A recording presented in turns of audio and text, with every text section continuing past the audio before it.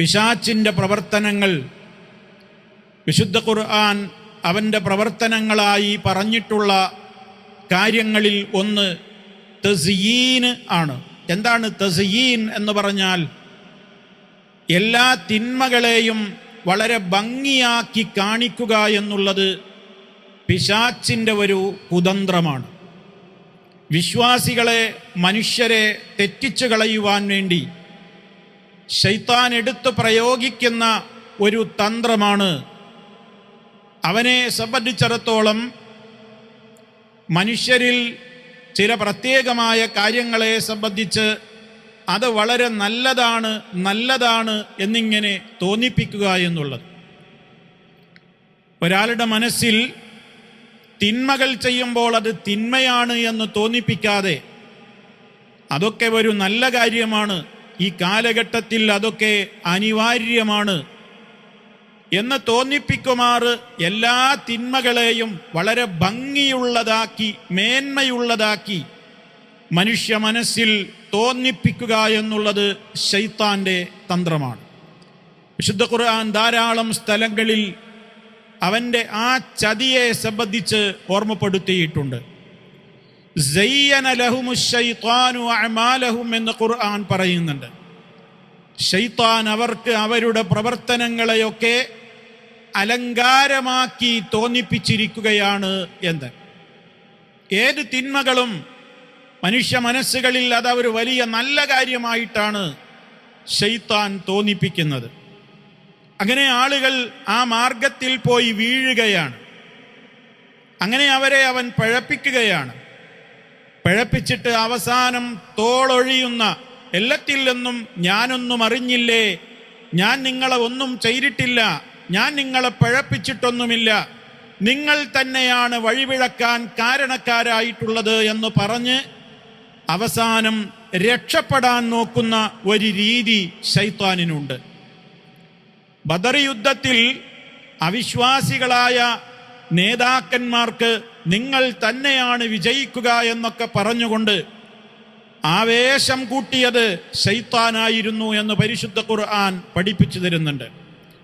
അങ്ങനെ വലിയ ആവേശം കൂട്ടി നിങ്ങൾ തന്നെയാണ് വിജയിക്കുക എന്നൊക്കെ പറഞ്ഞ് ബദറിലേക്ക് അവരെ എത്തിച്ച് നബി സല്ലല്ലാഹു അലൈഹി വസല്ലമിനെയും വിശ്വാസികളെയും മുഖാമുഖം ഈ ശത്രുക്കൾ കണ്ടപ്പോൾ ശൈത്താൻ അവിടെ പിന്മാറിയ രംഗമാണ് നമുക്ക് കാണുവാൻ സാധിക്കുന്നത്. അവൻ പറഞ്ഞു, ഞാൻ ഇതിൽ നിന്നൊക്കെ ഒഴിവാണ് എന്ന് പറഞ്ഞ് അവൻ സ്ഥലം വിട്ടു. അവൻ മുങ്ങുകയാണ് ഉണ്ടായത്.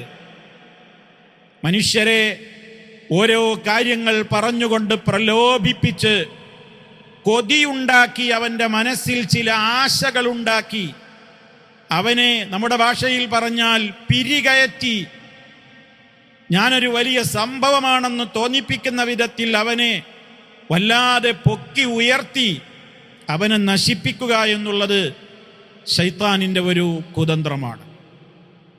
പരലോകത്ത് നരകശിക്ഷയിൽ കിടന്നു പടയുമ്പോൾ അവൻ കാരണമായി പഴച്ചിട്ടുള്ള ആളുകളെയൊക്കെ നോക്കിക്കൊണ്ട് അവൻ പറയും, നിങ്ങൾ എന്നെ ആക്ഷേപിക്കണ്ട, ഞാൻ നിങ്ങളെ ഒന്നും ചെയ്തിട്ടില്ല.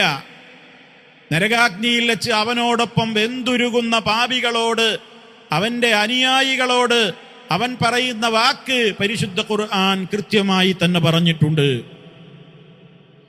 എന്താ അവൻ പറയുക?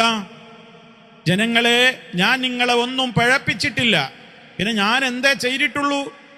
ഇല്ലാ അൻ ദഅഉതുകും ഫസ്തജബ്തും ലീ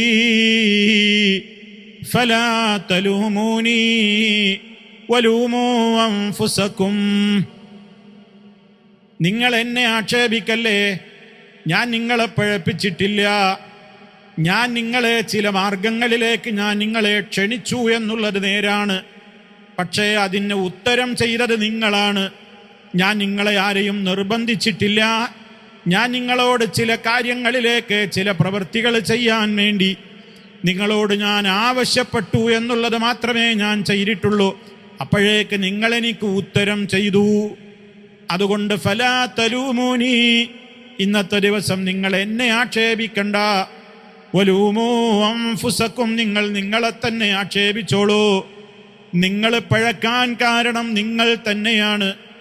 എൻ്റെ പേരിൽ നിങ്ങൾ പറഞ്ഞ് രക്ഷപ്പെടാൻ നോക്കണ്ട എന്ന് ശൈത്താൻ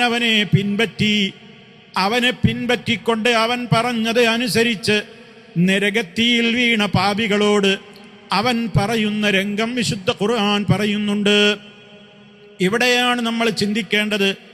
ശൈത്താൻ മനുഷ്യന്റെ കൂടെ എപ്പോഴും ഉണ്ടാവില്ല. എപ്പോൾ രക്ഷപ്പെടേണ്ട സമയത്ത് അവൻ രക്ഷപ്പെടും. അഥവാ മനുഷ്യരെ തിന്മകളിലേക്ക്, നരകത്തിയിലേക്ക് എത്തിക്കലാണ് അവന്റെ ഡ്യൂട്ടി.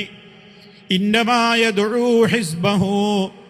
ലിയകൂനൂ മിൻ അസ്ഹാബിസ് സഈർ, കത്തിയാളുന്ന നരകത്തിയുടെ ആളുകളാക്കി മാറ്റലാണ് ശൈത്താൻ ഏറ്റെടുത്തിട്ടുള്ള ഉത്തരവാദിത്വം. അതവൻ നിർവഹിക്കുക തന്നെ ചെയ്യും.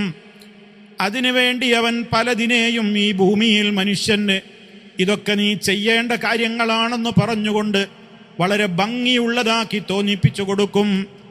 അങ്ങനെ പല കാര്യങ്ങളെക്കുറിച്ചും അവൻ്റെ മനസ്സിൽ ഇങ്ങനെ അമിതമായ നിലക്കുള്ള സ്നേഹമുണ്ടാകും. വിശുദ്ധ ഖുർആൻ പറഞ്ഞതുപോലെ സുയ്യിന ലിന്നാസി ഹുബ്ബുശ് ശഹവാതി മിനൻ നിസാഇ വൽ ബനീന വൽ ഖനാതീരിൽ മുഖന്തറതി മിനൽ ദഹബി വൽ ഫിദ്ദതി വൽ ഖൈലിൽ മുസവ്വമതി വൽ അൻആമി വൽ ഹർസ്.